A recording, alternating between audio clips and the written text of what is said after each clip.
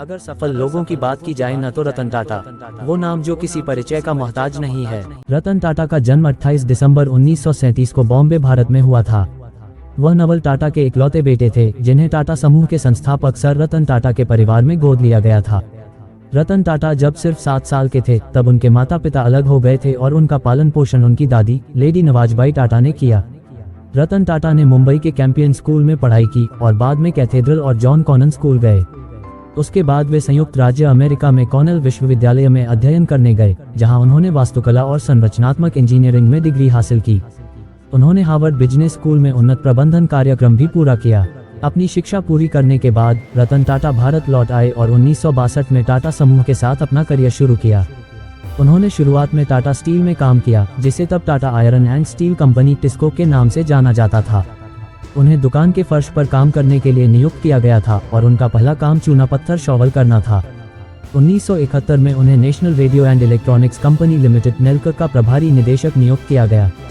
Ratan Tata corporate सामाजिक उत्तरदायित्व (CSR) के प्रति अपनी प्रतिबद्धता के लिए जाने जाते हैं।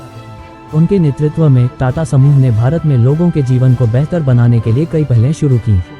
सबसे महत्वपूर्ण पहलों में से एक थी टाटा नैनो, एक छोटी और सस्ती कार जिसे जनता को परिवहन प्रदान करने के लिए डिजाइन किया गया था। टाटा नैनो को 2009 में लॉन्च किया गया था और इसे ऑटोमोबाइल उद्योग में गेम चेंजर के रूप में सराहा गया था। हालांकि परियोजना को कई चुनौतियों का सामना करना पड़ा और इसने वह सफलता हासिल नहीं की जिसकी रतन टाटा ने कल्पना की थी। जिस ऊंचाई पर आज हम रतन टाटा को देख रहे हैं उसके लिए रतन टाटा ने न जाने कितने पापड़ बेले हैं। कई बार फेल्योर हाथ लगी, लेकिन जिद और जुनून ने सफलता की बुलंदियों पर पहुंचा दिया। रतन टाटा ने ही कहा था कि जिंदगी में उतार चढ़ाव का होना बहुत जरूरी है, क्योंकि ECG में सीधी लाइन का मतलब होता है डेथ। रतन टाटा की पूरी जिंदगी ही लोगों के लिए मोटिवेशन है। आंखों के सामने बिखर गए थे सपने।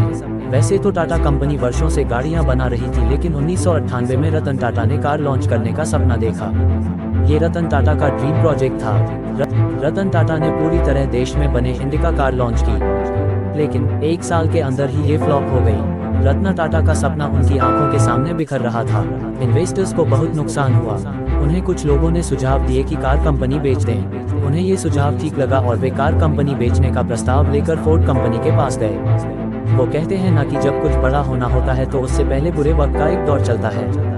रतन टाटा और फोर्ड कंपनी के अधिकारियों के बीच 3 घंटे की मीटिंग चली। इसमें फोर्ड के चेयरमैन बिल फोर्ड का व्यवहार काफी रूखा था। उन्होंने रतन टाटा को यहाँ तक कह दिया कि अगर तुम्हें कार बनानी नहीं आती तो तुमने इस बिजनेस में इतने पैसे क्यों डाले?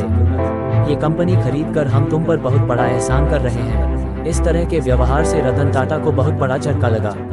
उन्होंने बैठक में काफी अपमानित महसूस किया। रतन टाटा ने डील छोड़ी और अपनी टीम के साथ वापस लौट आए और पूरा ध्यान टाटा मोटर्स पर लगा दिया। यहाँ से रतन टाटा की किस्मत बदलने वाली थी। सालों की रिसर्च के बाद रतन टाटा ने इंडिका का नया वर्जन लॉन्च किया। शुरुआती झटके के बाद ये कारोबार धीरे धीरे आगे बढ़ने लगा। कुछ समय बाद ये बेहद मुनाफे का व्यवसाय साबित हुआ। वहीं फोर्ड कंपनी जगुआर और लैंड रोवर की वजह से काफी घाटा झेल रही थी।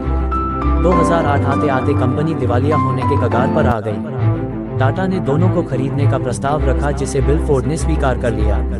बिल फोर्ड टाटा के मुख्यालय आए और रतन टाटा से कहा कि आप हमारी कंपनी खरीदकर हम पर बहुत बड़ा एहसान कर रहे हैं। शब्द कुछ उसी तरह के थे, बस हालात बदले हुए थे।